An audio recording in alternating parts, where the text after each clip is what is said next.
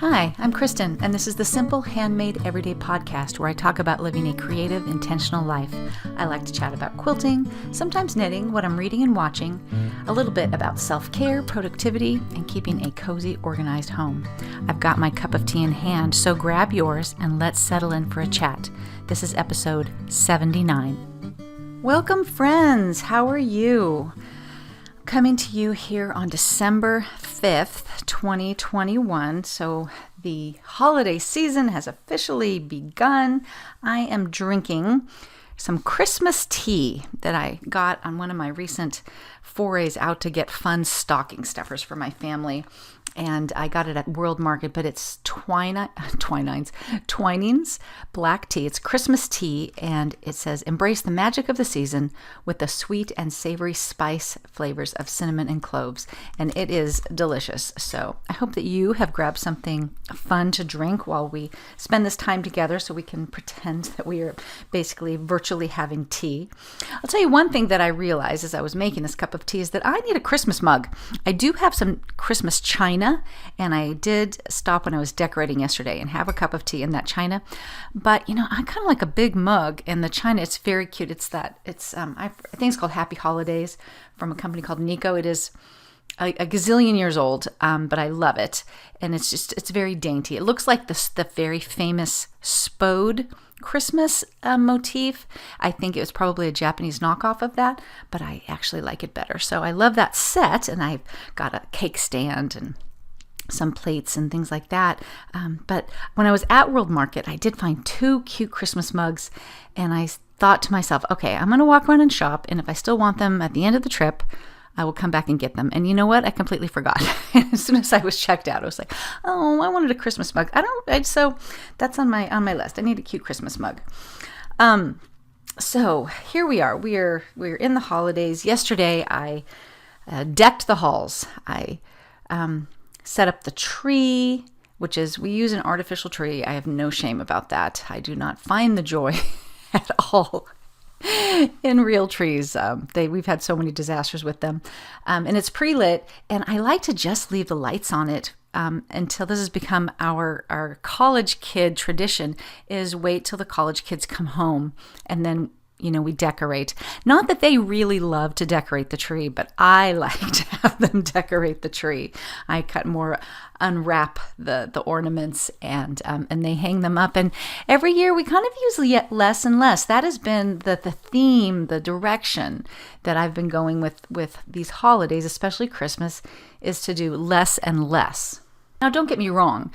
Christmas is a season of abundance and festivity and special traditions, but I think it's so easy to go overboard, and I am so guilty of that.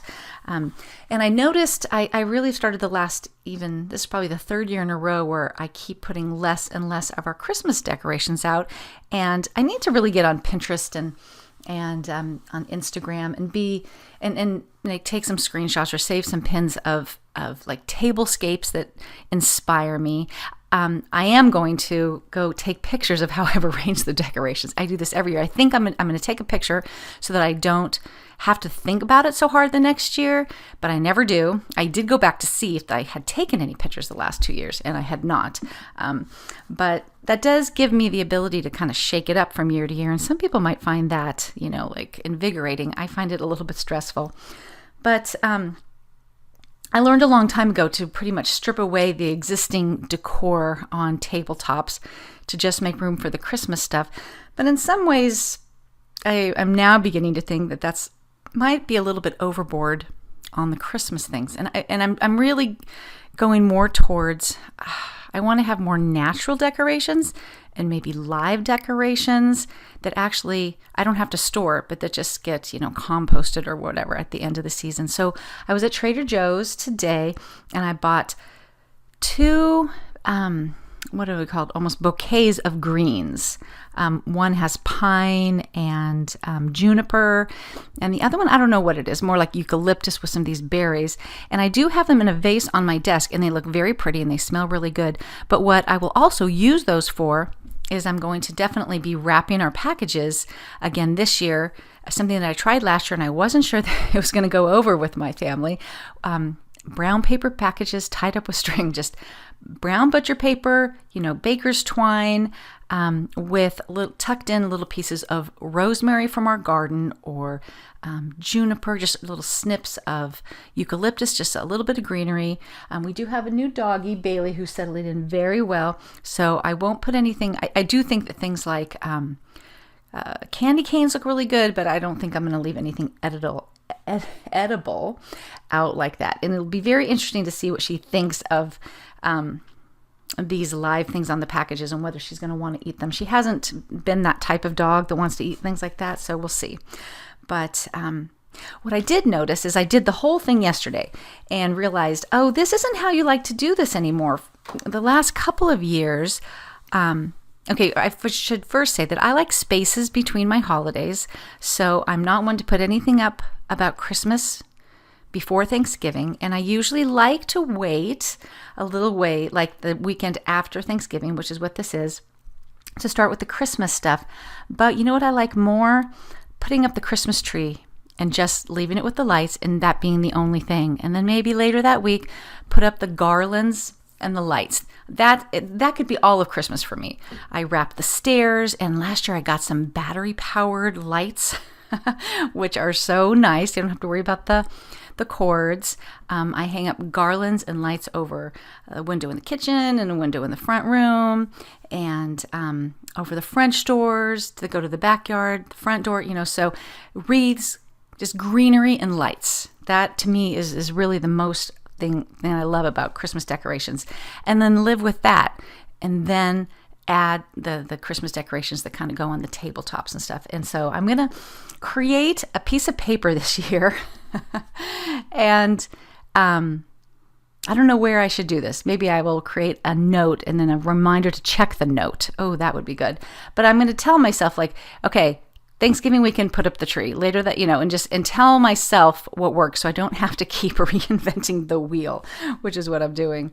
Because I just really like to take it more slowly, because it was kind of exhausting yesterday, because I also, kind of have to clean, and then it's not as fun, and then I feel like I'm not as thoughtful about it because I just want it done, and I don't want to feel that way. I don't want to rush Christmas. So that is done, and I enjoyed very much this morning sitting there in the family room with the lights on the tree, cup of coffee, and working in my SilkenSaunder December journal, and just really, using their prompts. The theme is indulgence this month, and making some notes. I keep the part of it as sort of a sentence a day journal, and kind of catching up on that. It was so nice. I love this time of year and just how cozy it all feels. My 2 college boys are coming home next weekend, and that was the other reason I wanted to get everything up, is because I wanted them to come home to a decorated house, because I think that's kind of fun for a college kid to do that. And so I'm looking forward to that, and I know they will be hugely relieved once they get here, because one of them will be done with college and one will have just finished his first quarter of college. So, finals done. It'll be wonderful. And while I still have some Christmas shopping to do, I feel more organized about it. I sat down yesterday, made a list of what I had, just made my lists. And if I feel organized, then I feel in control. I will say that if you're looking for some fun stocking stuffers and you have a World Market or Cost Plus, whatever it's called near you, I found some fun tea and just good stocking stuffers, beef jerky, some kind of unusual candies, and things like that. So that was a fun little shopping trip to just get some unusual things. And I think I kind of fleshed out the rest of the stockings with Trader Joe's stuff and things like that. But World Market has, like British candies, and for my husband, like little brandy-filled candies, just kind of some weird stuff that I think is fun to have at Christmas time. And I'd like to thank the Fat Quarter Shop for sponsoring the podcast. As you know, the Fat Quarter Shop is the biggest online purveyor of quilting and cross-stitch supplies in the world. They have a huge selection of quilting fabrics, all the big names, all the new lines. It's exactly where you want to be to buy when you're buying your fabric online. I actually had the privilege of picking out a few items to talk about from Fat Quarter Shop, and I wanted to do that because if you are looking to tell somebody some things that you would like for your stocking, I've got a few ideas for you, or if you have a quilter in your life. My favorite thing here is called the Stash and Store, and it is their own line of a little storage system. It's a sort of oval-shaped plastic box with a silicone rubber little thing on the top where you can just easily store any of your quilting tools, like especially little scissors, small rulers. My seam ripper is always in there, and you can keep it right next to your sewing machine. And I don't know about you, but I'm always losing my scissors. I have multiple pairs of these little snips, but I have one pair that I love the most, and I want them right there next to my sewing machine. It comes in 2 sizes. I got the larger one. The smaller one would have been fine, as it turns out, and they come in super cute colors. I got the aqua because that's my signature color, and I love it. So it's called the Stash and Store, and that's it's a Fat Quarter shop. It's their own product there. The other thing I got is something I've always wanted, and it's like a little notions holder. It'd be perfect to hold so many little things, embroidery threads, pins, needles, bobbins, things like that. And it's just a little wooden caddy that is built out of rulers, like wooden old-fashioned rulers. And it is just such a cute thing to have sitting out by my sewing machine with just all the little odds and ends so that things are not rolling all over my table. I think that's super cute. I'll put links in the show notes to these things. But I'm loving those 2 things. And the last one I want to talk about is really fun. They're called magic pins. And I love me a skinny pin, and I got the fine ones, but they've got this big rubber grip on them, and they're heat resistant so that, you can iron. You don't have to worry about ironing over them.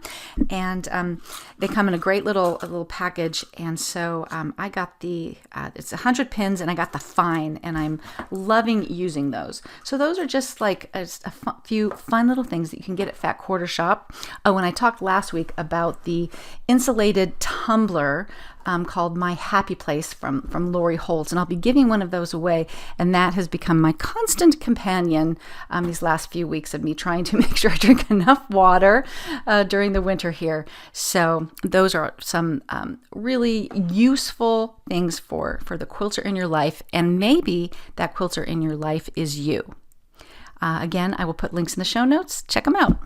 All right, let's talk quilting. If my voice sounds a little funny, I've had a cough for quite a while, and I'm kind of struggling with it, so I keep muting myself here.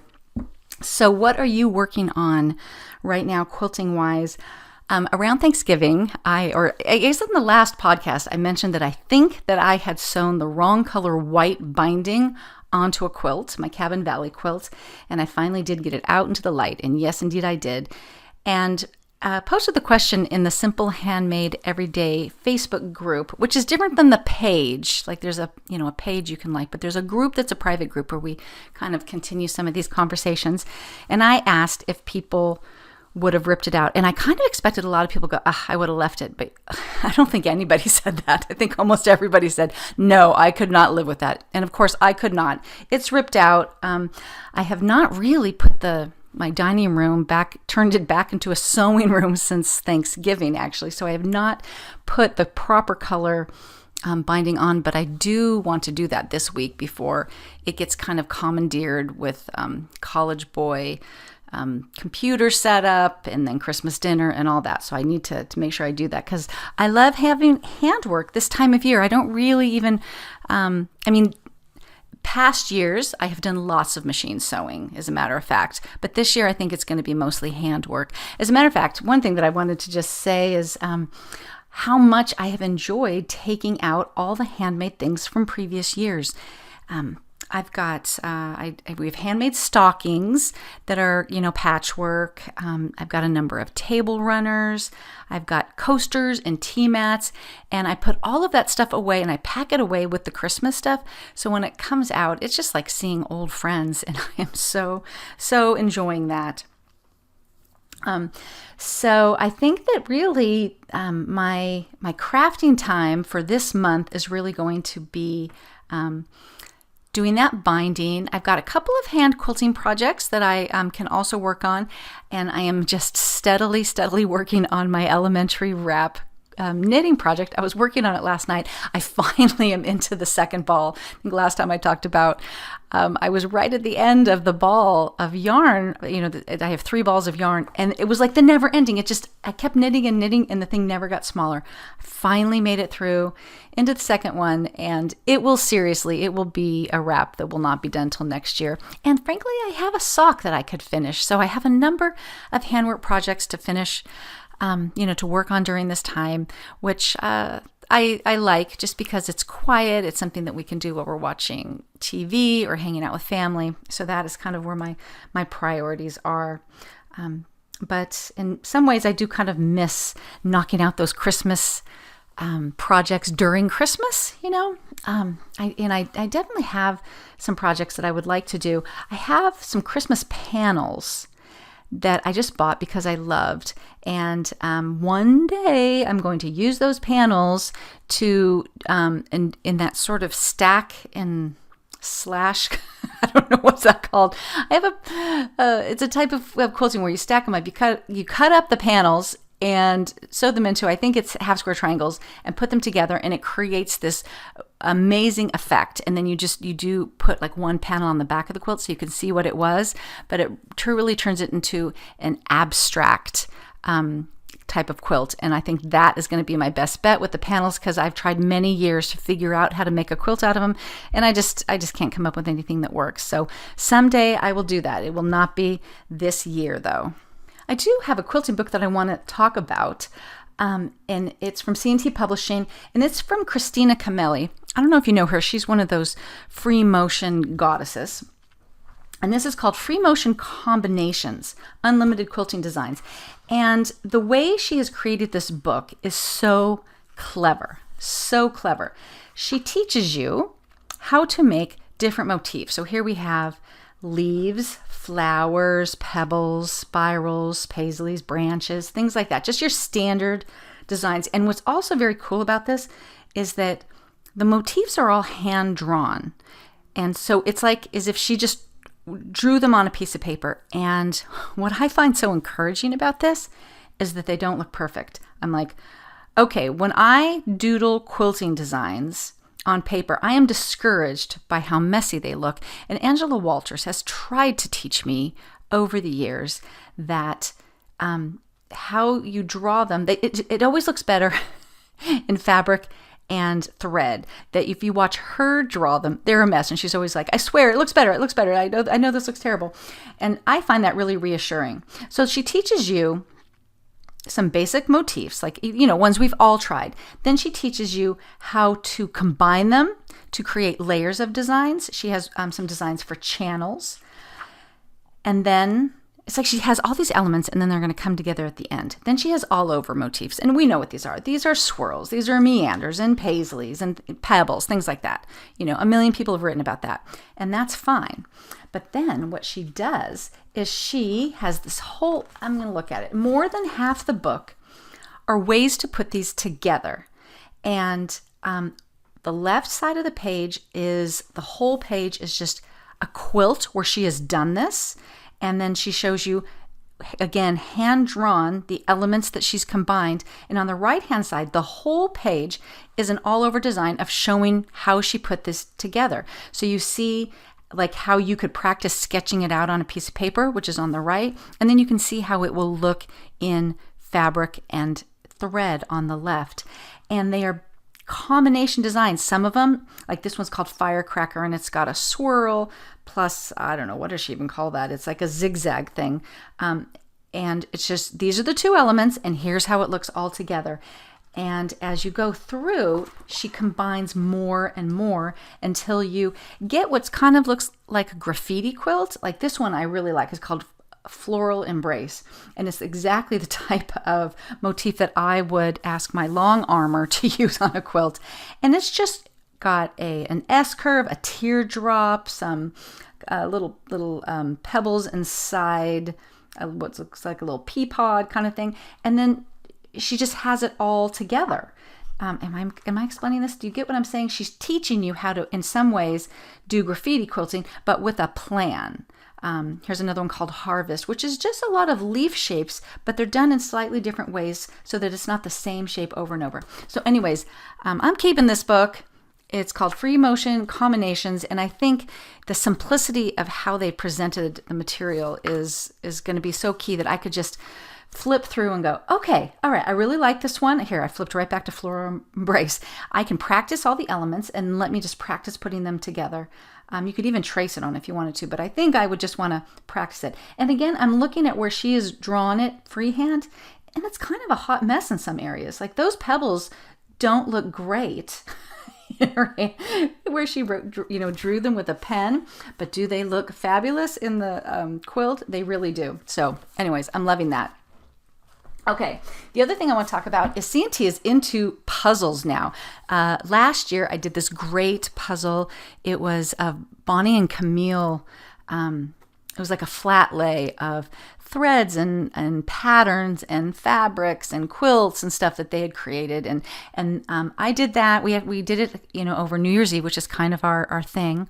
And then I sent it off to my friend Sarah Goer. She did it. She sent it, and we signed the inside of the box. And hopefully that is making its way from quilter to quilter. That was the intent. Well, this year, the puzzle that they sent is a K-facet 1,000 piece puzzle, and it looks like it's paper. The image is of a fussy cut quilt that's kind of like grandmother's flower garden in that paper piecing kind of way. Anyways, this 1,000-piece puzzle, I've really decided I like 500-piece puzzles, so I'm going to give this away. So during the month of December, I will be giving away a tumbler, this quilt puzzle, and that drawing book that I talked about last podcast. So stay tuned for those. So that is super fun. I love the quilting puzzles. I think that is so fun. Let's move on to books. Last podcast, I had said that I had purchased the book Cain and Abel from Jeffrey Archer from the audiobook source Chirp, and I was probably in the middle of it at that point, and I did finish it, and it is a fantastic story. If you love those epic tales of, you start when someone's born and you go till they die kind of a thing, it is a fabulous story with many twists and turns. And so I cannot recommend that highly enough. So that's Cain and Abel by Jeffrey Archer. And I read a review, the Modern Mrs. Darcy. She has lots of book recommendations, and she actually had a list of books. If you like the epic stories, here's a few books for you. And one of them was that she mentioned was called Cutting for Stone. It came out probably 15 years ago. I remember very well going to my gynecologist, and we were just somehow talking about books, and she said, I'm reading Cutting for Stone, and it is so good, you have to read it. And I've meant to read it ever since. I'm not very far into it, so I don't know why I always talk about books I haven't actually read, but I am looking forward to that. And that is about, I think part of the reason she liked it is about a doctor. So I will tell you more about that when I've read it. But I'm sure many of you have already read that. I also just hopped onto Chirp. Again, it's an audiobook thing, and just looked for things that were on sale. That's my thing, is I never pay the $25 for the book. I just find one that's $2 or $3.99. And I downloaded a few. One of them, and again, this is not serious literature, but have I had fun listening to this while I've been running errands for, I think it was like $2.99, maybe it was 99 cents. It was crazy. I got a little 6-book pack called The Tea Shop Cozy Mysteries. And it's about our heroine in that little set of books is called Willow Foxglove. And she's, I don't know, they make her sound really old. And the older I get, I start to resent. I'm like, how old is she? I feel like she's talking about things that I like were from my childhood. But I'm like, she sounds like she's 70, but I think she's really more like 60. But she's retired, and she's just like a Miss Marple character where she just keeps stumbling into dead bodies, but she keeps a very a cool garden where she grows all these herbs that she mixes into her own herbal teas, which reminded me that I've been meaning to plant like a chamomile patch over by my swing chair in the patio so that that would smell really good over there. So I made a note to grow some chamomile come spring. So those have been super cute. They are, these are not Louise Penny mysteries. These are super just throwaway cozy mysteries, the equivalent of a Hallmark mystery. And I also downloaded the Screw Tape Letters from C.S. Lewis. I have aspired to read C.S. Lewis for a few years. C.S. Lewis and Wendell Berry are two authors that everyone I know says that I need to read because I would love them. And for some reason, I just haven't. So I thought maybe an audiobook might be the thing to get me over the hump on that. I should look for a Wendell Berry book. I should look for Hannah Coulter or... Yeah, that's what I should do. Because sometimes audiobooks are things that kind of, get me when I'm stuck. But the book that I am excited to talk to you about, I probably talk to you about every December that I've had this podcast, and it is called Winter Solstice by Rosamunde Pilcher, one of my very favorite authors. And this is it's like my favorite Christmas story.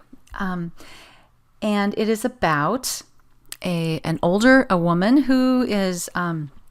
Elfrida, she's retired and she lives alone, and she has moved to this new town where she befriends the man who is the organist at the local church. He's married with a young daughter, and they strike up this friendship, and tragedy strikes. And I won't even go into that. There's even some years I skip like the first quarter of the book so I don't have to read the part about the tragedy. But for whatever reason, they set off to Scotland, and they are not going to celebrate Christmas. And this follows several different people. So it's their story plus a few other people, and how they all come together and how they're not going to celebrate Christmas. And they celebrate Christmas in what I think is the most authentic way. It's like the way the whole story comes together is everything that I want Christmas to be. And I absolutely love it. And I know I'm not the only person. I didn't realize this, but I have since found out that many people reread this book every year at Christmas. So I highly recommend Winter Solstice by Rosamunde Pilcher. So next is when I talk about movies and shows, and you probably are thinking that I'm going to tell you a bunch of Christmas movies to watch, but I have not even gotten into any Christmas movie watching. I don't necessarily love Christmas movies, but we do need to introduce a few. So if you have any recommendations, I would love them. I'm not into the Christmas Hallmark movies. As much as I love my little lightweight cozy mysteries, the lightweight Christmas movies don't do it for me. But I need something. You know what we generally watch is Die Hard. So we're one of those families that Die Hard is in fact a Christmas movie. But December is the time for comfort shows, right? So my husband and I are back to my beloved Madam Secretary. I cannot say enough good things about that show. Absolutely love it. I did discover on Acorn, and I'm sorry, I realized I'm always talking about Acorn shows because that is my go-to. When I sit down to do any kind of handwork, I go straight to Acorn. And there's a new one out this year, a new show called The Madame Blanc Mysteries. And I've not watched Coronation Street, which is a British show, but apparently this woman who stars in it is from Coronation Street, and I believe she wrote it too. So it's about a woman who she's British. She's an antiques dealer, and she buys a lot of antiques from this little town in France. But she doesn't usually go there. Her husband does that part of it. But I will just tell you right now, he is killed in the first 2 minutes of the first episode. So she goes there to this Saint-Victoire, and she is ultimately trying to find out who killed him, but keeps stumbling upon other mysteries to be solved, sometimes murders. And what's really fun about it is that she is an antiques dealer, and she really knows her stuff. So she really knows about art, and there's just a lot of background about all kinds of, sort of interesting pieces there. And there are a lot of great characters in this show. This guy that becomes sort of her sidekick. He's kind of his man Friday kind of deal. He's the taxi driver and the handyman, and they make a great pair to solve these mysteries. So I think there's like 6 episodes out. For some reason, only 4 have dropped on Acorn right now, but that has been a great new show. So that's Madame Blanc. And I just popped over to PBS. I'm like, what is going on PBS? And I picked up where I left off on Grantchester. If you've never watched the Grantchester mysteries, those are really good. I really love the first few seasons with the original vicar named Sidney, but there's a new one now, and he's fine, and the Geordie is still the inspector, so it's all good. But I really did love the beginning of that series, as is so often the case. So that's what I've been doing, watching while I'm doing my handwork. And I would love to know what kind of Christmas movies you guys are watching. So I'll put that as a prompt in the Facebook group. But if you just want to, email me, leave a comment on the show notes or whatever, would love some recommendations. And thank you to SilkenSaunder for being a new sponsor of the podcast. SilkenSaunder is a monthly journal subscription that I have been adoring for the last few months. I just recently received my December journal, and it is the theme of indulgence, which is such a perfect theme for December, because it kind of helps you figure out what is your indulgence. What is the indulgence that you want to make? What are your indulgences for December? I mean, obviously, there are gifts and food, but I kind of zoomed in on thinking about the indulgence of time, that December is a time that I want to make sure that I make time for seeing my friends, that we make time as a family to do our traditions, and just especially with kids out of the house, that we spend time just hanging out and chatting. So there's different kinds of indulgences. The thing that I love about this monthly journal is that you get a fresh start every month, which I know sounds a little strange, but once you have you ever been scared off of going back to a journal or a planner because you feel like there's too many blank pages? Well, that doesn't matter. No matter how much or little you use one month, you get a fresh start the next month. I always keep a gratitude list. What's cool about them is that there are new prompts and a new coloring page and a new recipe and things like that every single month. But there are pages that my friend Vicky described as being like old friends, and I feel exactly the same way.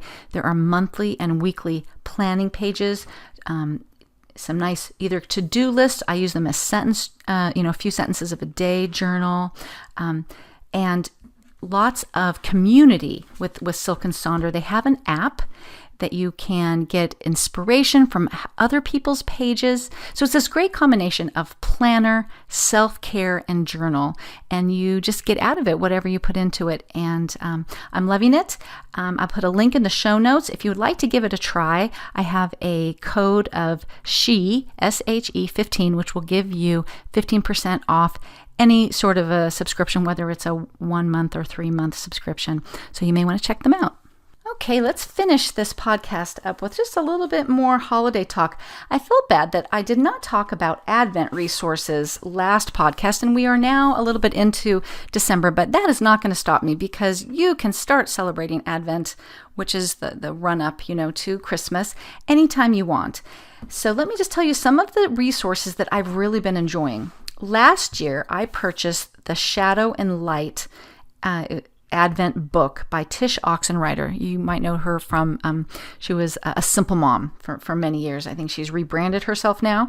But this is a great Advent book. It's hardbound. It's blue. It's blue with gold writing on the front. It's beautiful. And so this is a very religious, side of Advent, where she has readings for every day starting 4 weeks before Christmas. And so she has her writing about it, which I guess could be described as a devotional. There's always some scripture, and then there's 3 things at the end: ask, listen, and reflect. So ask is something that you can journal about. And like I just flipped open to a page here, and the ask is, in what ways have you enjoyed the season of Advent this week?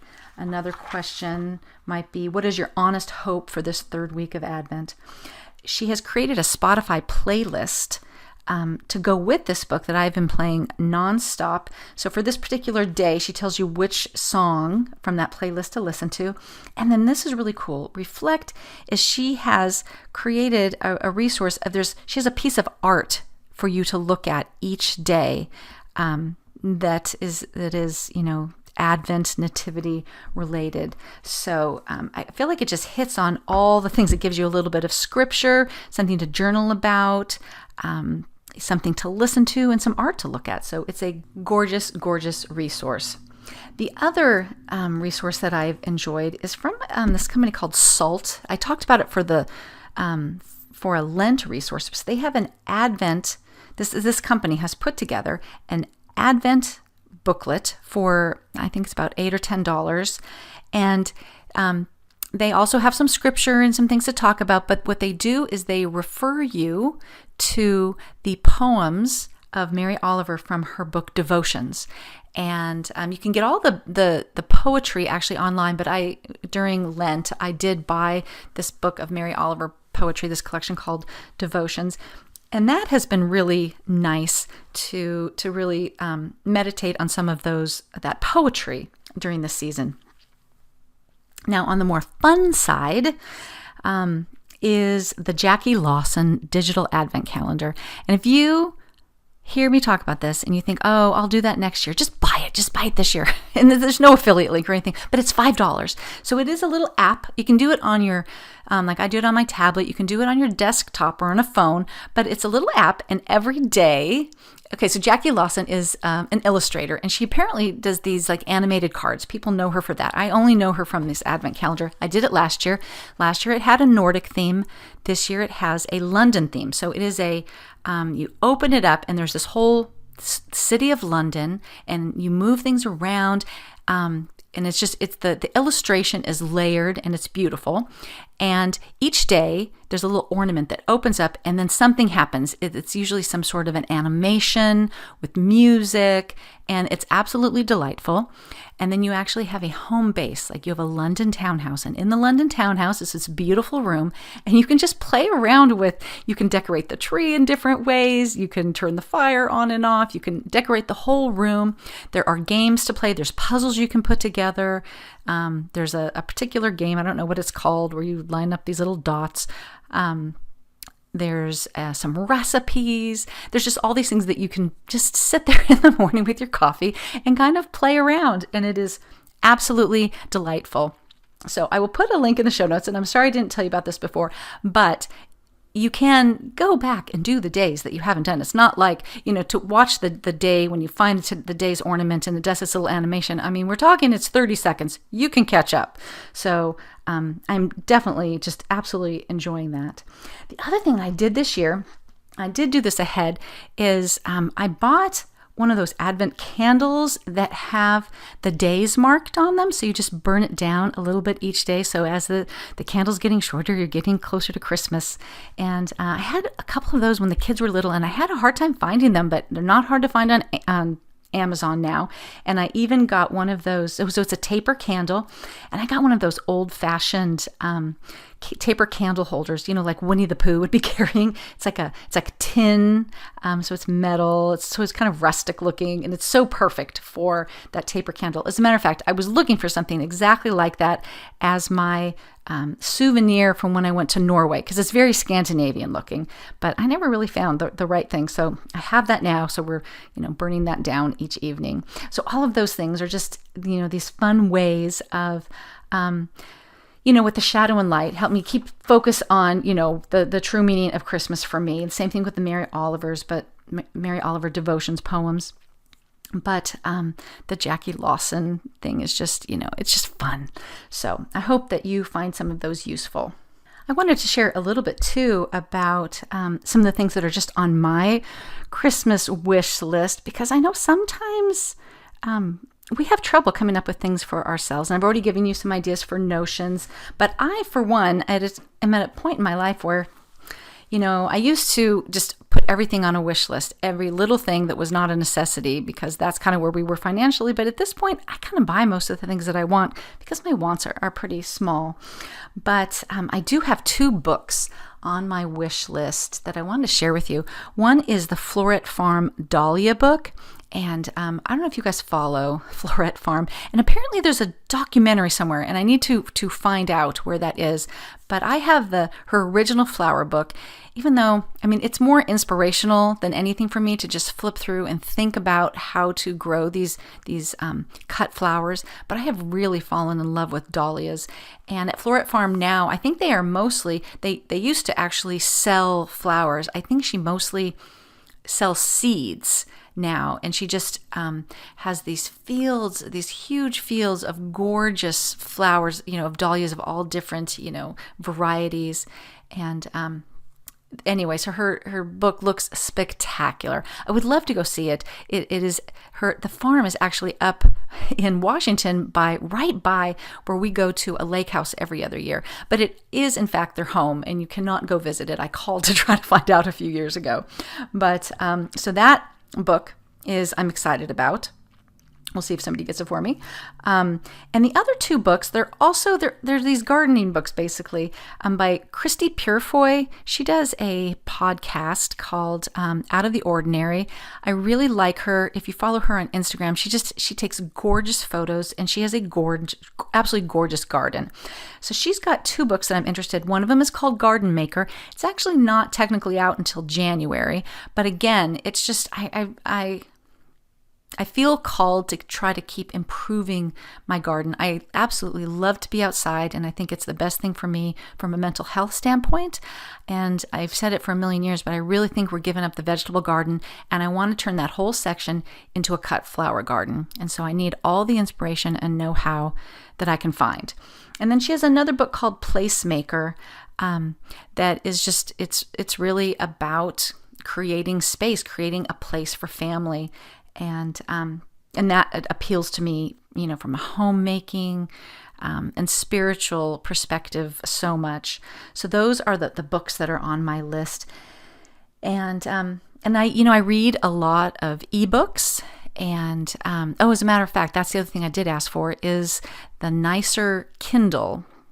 I want to get off my iPad from reading because I want to not be distracted by social media. But the Kindle, I have an old Kindle, and it's got a very small screen, and I like the size of my iPad mini screen. So I got I forgot what it's called. I'll put a link if you're interested, but maybe it's called the Oasis. And it's got the new Kindle has a much bigger screen. It actually solves all my problems that I have with Kindle. It has a bigger screen. It has the warm light so that I can read it in bed and not have the blue light. And it's water resistant, so you can read it in the tub. And if you drop it, it'll be okay. So it solved all my issues. I literally sat in the tub with my Kindle in a Ziploc bag before. So I read mostly in ebooks. I love ebooks. I have no problems with ebooks, but I've learned there are certain types of books that I need the actual book. And these books about flowers and gardening and cookbooks. I don't do well with Kindle cookbooks either. Those are ones that I want the actual book. And then beyond that, I want to pampering things. I've always wanted one of those sort of bamboo trays that go over the bathtub, for your caddy. And I put one on my Amazon wish list that even has a little slot for your Kindle, and a fancy neck pillow. And, my family is pretty much good about getting me something like a pedicure or a massage. So things that, are more experiences. So if you're kind of looking for ideas about how to treat yourself, maybe you might draw from that as well. But beyond that, I hope that you guys are just, enjoying the faster pace of the holidays is part of what makes it different, and special. But I guess my goal is, and my wish for you guys is to keep it, within the bounds where it feels special but not overwhelming. So I will probably be popping in one more time before Christmas. So I hope that you guys have a wonderful week, and definitely keep an eye out for those giveaways that are going to be coming up.